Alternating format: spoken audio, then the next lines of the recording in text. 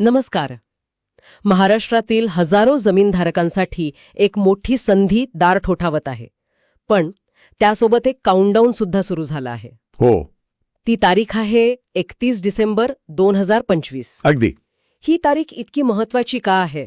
कारण या तारखेनंतर जमिनीच्या मालकी हक्काशी संबंधित नियमांमध्ये एक मोठा बदल होणार आहे आणि तो थेट आपल्या खिशावर परिणाम करू शकतो. बरोबर. आज आपण याच विषयावर सविस्तर चर्चा करणार आहोत. आपल्याकडे काही सरकारी कागदपत्र आहेत, काही अहवाल आहेत जे भोगवटदार वर्ग 2 जमिनीचं भोगवटदार वर्ग 1 मध्ये रूपांतर करण्याच्या प्रक्रियेबद्दल सांगतात. तुम्ही सुरुवातच अगदी योग्य मुद्द्यांनी केली आहे. ही फक्त एक सरकारी प्रक्रिया नाहीये. अच्छा. ही एका मोठ्या आर्थिक स्वातंत्र्याची गुरुकिल्ली आहे असं म्हणता येईल. आर्थिक स्वातंत्र्य रंजक आहे. हो.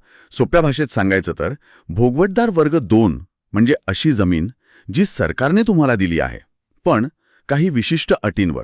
म्हणजे ती तुमची असूनही पूर्ण तुमची नाहीये. अगदी. ती तुमची आहे, पण त्यावर सरकारचं एक काय म्हणतात त्याला, एक अदृश्य लॉक आहे. लॉक. हो. तुम्ही ती विकू शकत नाही, त्यावर मोठं कर्ज घेऊ शकत नाही किंवा त्याचा वापरही सहजपणे बदलू शकत नाही. आणि वर्ग 1 म्हणजे? वर्ग 1 म्हणजे फ्री होल्ड जमीन. म्हणजे तुम्हीच राजे, तुम्हाला पूर्ण हक्क मिळतात. आजची आपली चर्चा ही त्या लॉकला उघडून जमिनीला कसं पूर्णपणे स्वतंत्र करायचं याबद्दल आहे. सरकारचा अदृश्य लॉक ही संकल्पना खूपच मनारी आहे. चला, हा लॉक नेमका काय आहे आणि तो का लावला जातो हे आधी समजून घेऊया. नक्की. भोगवटदार वर्ग 2 मध्ये नेमक्या कोणत्या प्रकारच्या जमिनी येतात? याचा एक मोठा ऐतिहासिक संदर्भ आहे. म्हणजे बघा, स्वातंत्र्यानंतर सरकारने काय केलं तर भूमिहीन शेतकरी, प्रकल्पग्रस्त, सैनिक किंवा स्वातंत्र्य सैनिक यांना उदरनिर्वाहासाठी जमिनी दिल्या. हो. काही इनाम किंवा वतन जमिनी होत्या ज्या कुळ कायद्यानुसार शेतकऱ्यांना मिळाल्या. सरकारचा उद्देश चांगला होता. काय उद्देश होता? उद्देश हा की या जमिनी गरजू लोकांच्याच हातात राहाव्यात, त्या विकून ते पुन्हा भूमिहीन होऊ नयेत. अच्छा. म्हणून सरकारने या जमिनींच्या खरेदी विक्री किंवा हस्तांतरणावर जिल्हाधिकाऱ्यांच्या परवानगीची अट घातली. यालाच नवीन आणि अविभाज्य शर्त असंही म्हणतात. हाच तो अदृश्य लॉक. अगदी. हाच तो अदृश्य लॉक. आणि याच लॉकमुळे आजच्या काळात विकासात अडथळे येत आहेत असं दिसतंय. बरोबर. आमच्याकडच्या कागदपत्रांमध्ये स्पष्ट उल्लेख आहे की बँका आणि वित्तीय संस्था अशा जमिनींवर कर्ज द्यायला कचरतात. हो, कारण त्यावर शासनाचा बोजा असतो, मालकी हक्क पूर्ण नसतो. त्यामुळे पुनर्विकासासारखे प्रकल्प रखडतात. याचा प्रत्यक्ष परिणाम काय होतो? एखादं उदाहरण देऊ शकाल का? हो, अनेक उदाहरणं आहेत, विशेषतः शहरी भागामध्ये. जसं की मुंबई, पुण्यात अशा हजारो जुन्या सहकारी गृहनिर्माण संस्था आहेत ज्यांची जमीन वर्ग 2 आहे. इमारती आता धोकादायक झाल्या आहेत, पण पुनर्विकास करायचा तर निधी नाही. आणि बँकेकडून कर्ज मिळत नाही. तो 2 दर्जा आड येतो. बँकेला काय भीती वाटते? बँकेला भीती वाटते की उद्या काही अडचण आली तर या जमिनीचा लिलाव करणं त्यांना शक्य होणार नाही. त्यामुळे हजारो कुटुंब धोकादायक इमारतींमध्ये राहायला मजबूर होतात. अरे रे. या लॉकचा एक मोठा आणि गंभीर परिणाम आहे. म्हणजे ही समस्या खूप मोठी आहे. आता असं दिसतंय की सरकारने महाराष्ट्र जमीन महसूल संहितेच्या कलम 29(अ) अंतर्गत हा लॉक उघडण्यासाठी किल्ली दिली आहे. हो. चला, ही किल्ली म्हणजे ही रूपांतरण प्रक्रिया कशी काम करते हे टप्प्याटप्प्याने समजून घेऊया. सुरुवात कुठून करायची? सुरुवात होते तहसीलदारांच्या कार्यालयातून. ओके. जमीनधारकाला एका विहित नमुन्यात अर्ज करावा लागतो, पण अर्ज करण्यापूर्वी काही महत्त्वाची कागदपत्र गोळा करणं गरजेचं आहे.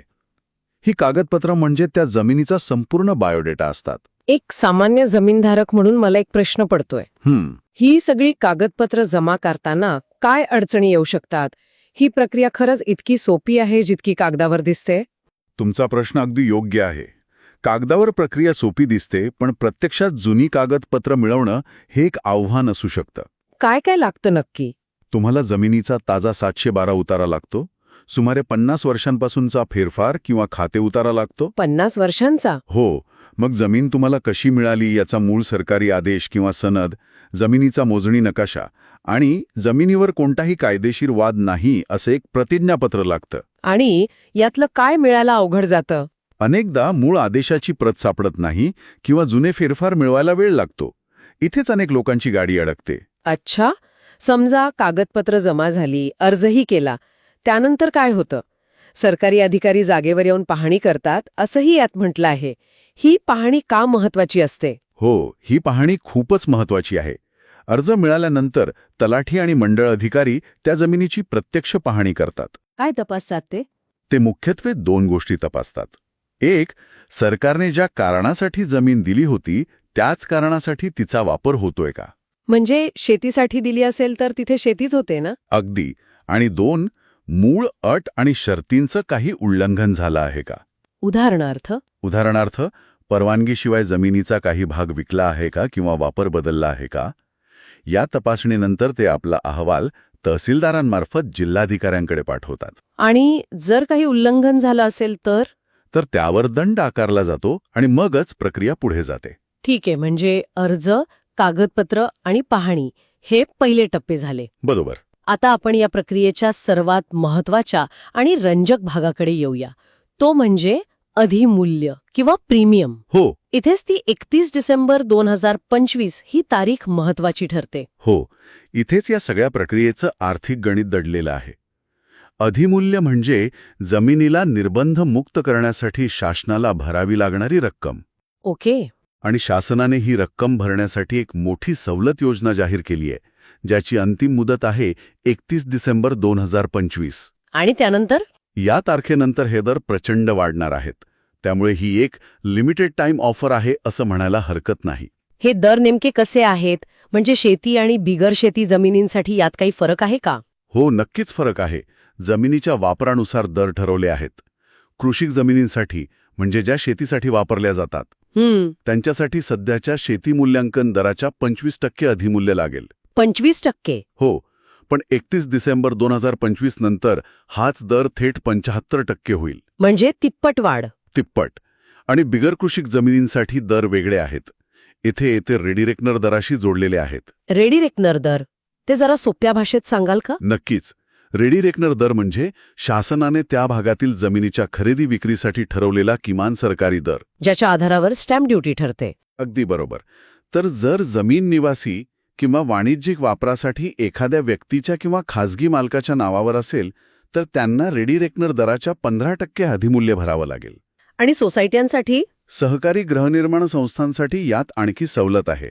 त्यांना फक्त 10% भरावं लागेल. आणि सर्वात मोठी सवलत स्वपुनर्विकास करणाऱ्या संस्थांसाठी आहे, बरोबर? हो. फक्त 5%. ही सवलत इतकी जास्त का दिली आहे? यामागे शासनाचा काही मोठा उद्देश दिसतोय का? म्हणजे बिल्डर लॉबीला बाजूला सारून सामान्य नागरिकांना सक्षम करण्याचा हा एक प्रयत्न आहे का? तुम्ही अगदी अचूक मुद्दा पकडला आहे. ही 5% शवलत फक्त आर्थिक नाहीये, तर ती एक धोरणात्मक पावलं आहे. शासनाला हे लक्षात आलंय की अनेक पुनर्विकासाच्या प्रकल्प बिल्डरांच्या अटी शर्तीमुळे रखडतात किंवा त्यात सभासदांची फसवणूक होते. हो, हे तर आपण ऐकतोच. त्यामुळे सोसायट्यांनी स्वतःच एकत्र येऊन बिल्डरशिवाय आपला पुनर्विकास करावा, यासाठी एक मोठं प्रोत्साहन आहे. शासनाचा उद्देश स्पष्ट आहे, नागरिकांना विकासाच्या प्रक्रियेत थेट भागीदार बनवणे. यामुळे निर्णय प्रक्रिया वेगवान होते आणि पारदर्शकता वाढते. अगदी. चला, हे गणित एका उदाहरणाने समजून घेऊया. समजा पुण्यात एक जुनी सहकारी गृहनिर्माण संस्था आहे. त्यांची जमीन वर्ग 2 आहे आणि त्या जमिनीचा रेडी रेकनर दर 5 कोटी रुपये आहे. ठीक. आता त्यांना स्वपुनर्विकास करायचा आहे. 31 डिसेंबर 2025च्या आत आणि नंतर त्यांच्या खर्चात नेमका किती फरक पडेल? उत्तम उदाहरण आहे. चला हिशोब करूया. हो. आज म्हणजे 31 डिसेंबर 2025च्या आत त्यांना स्वपुनर्विकासासाठी 5 कोटींच्या फक्त 5% म्हणजे 25 लाख रुपये अधिमूल्य म्हणून भरावे लागतील. 25 लाख? हो. पण जर त्यांनी ही संधी गमावली आणि नंतर अर्ज केला तर स्वपुनर्विकासाची विशेष सवलत संपेल आणि त्यांना निवासी वापराचा सामान्य दर लागेल. तो किती आहे? तो सध्याच्या नियमानुसार रेडी रेकनरच्या 20% जाऊ शकतो. म्हणजे त्यांना 1 कोटी रुपये भरावे लागतील. काय सांगताय? म्हणजे थेट 75 लाखांचा फरक. ही रक्कम त्या सोसायटीसाठी खूप मोठी आहे. अरे बापरे, म्हणजे एका तारखेमुळे 75 लाखांची बचत किंवा नुकसान होऊ शकतं. बरोबर. पण या 5% सवलतीसाठी काही कॅच किंवा अट आहे का? नक्कीच. शासनाने सवलत दिली आहे, पण त्यासोबत जबाबदारीही दिली आहे. काय अट आहे? मुख्य अट अशी आहे की रूपांतरणाचा आदेश मिळाल्यापासून 2 वर्षांच्या आत पुनर्विकास प्रक्रिया म्हणजे बांधकाम सुरू करावं लागेल. आणि जर नाही केलं तर? जर या अटीचं पालन झालं नाही तर दिलेली सवलत रद्द होते, भरलेली 25 लाखांची रक्कम जप्त होऊ शकते आणि जमिनीचा दर्जा पुन्हा भोगवटदार वर्ग 2 होतो. म्हणजे पुन्हा लॉग लागतो. हे सगळं ऐकायला सरळ वाटतंय, पण भारतातल्या प्रत्येक जमिनीची एक वेगळी कहाणी असते. काही जमिनींवर ऐतिहासिक ओझं आहे. जसं की महरवतन किंवा देवस्थान इनाम जमिनी. तिथे ही प्रक्रिया इतकी सरळ असेल का? नाही, अजिबात नाही. तिथे ही प्रक्रिया खूपच गुंतागुंतीची होते. कसं? महर वतन जमिनी या गावकामगारांना त्यांच्या सेवेच्या बदल्यात मिळालेल्या होत्या. वतनं रद्द झाल्यावर सरकारने ठराविक रक्कम घेऊन त्या मूळ मालकांना पुनर्प्रदान केल्या. अच्छा. कायद्यानुसार अशा जमिनींवर पुनर्प्रदान झाल्यापासून 10 वर्ष हस्तांतरणावर कडक निर्बंध असतो.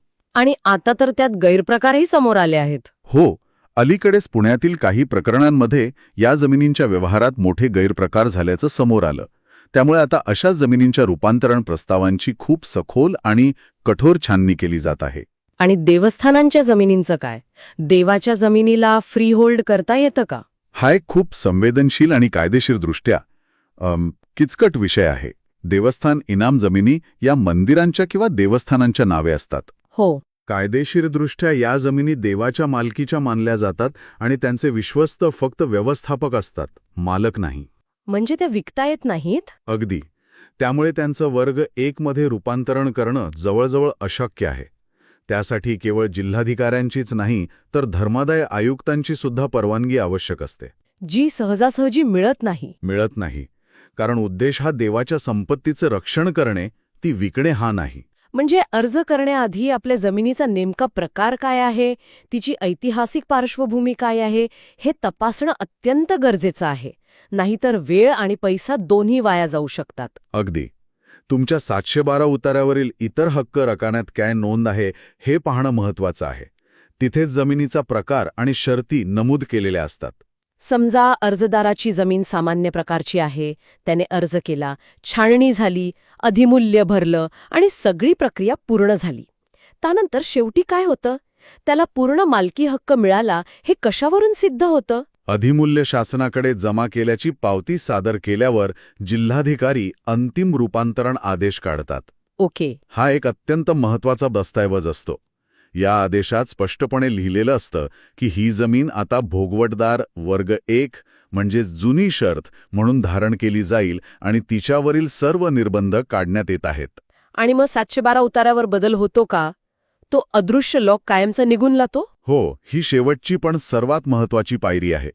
जिल्हाधिकाऱ्यांचा आदेश तलाठ्याकडे दिल्यानंतर तो गाव नमुना 712 वरील इतर हक्क या रकान्यातील भोगवटदार वर्ग 2 किंवा नवीन व अविभाज्य शर्त हा शेरा कायमचा काढून टाकतो. अच्छा. आणि भोगवटादार वर्ग या रकान्यात वर्ग 1 अशी नोंद करतो.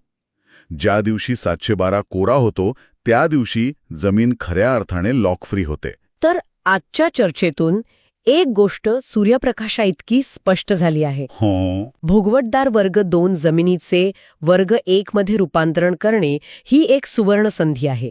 विशेषतः 31 डिसेंबर 2025 ही अंतिम मुदत लक्षात घेता ही एक न भूतो न भविष्यती अशी संधी आहे. आहेच. यामुळे केवळ जमिनीचे बाजारमूल्यच वाढत नाही तर तिच्या विकासाचे, हस्तांतरणाचे आणि त्यावर कर्ज मिळवण्याचे मार्गही पूर्णपणे मोकळे होतात. अगदी खरं आहे.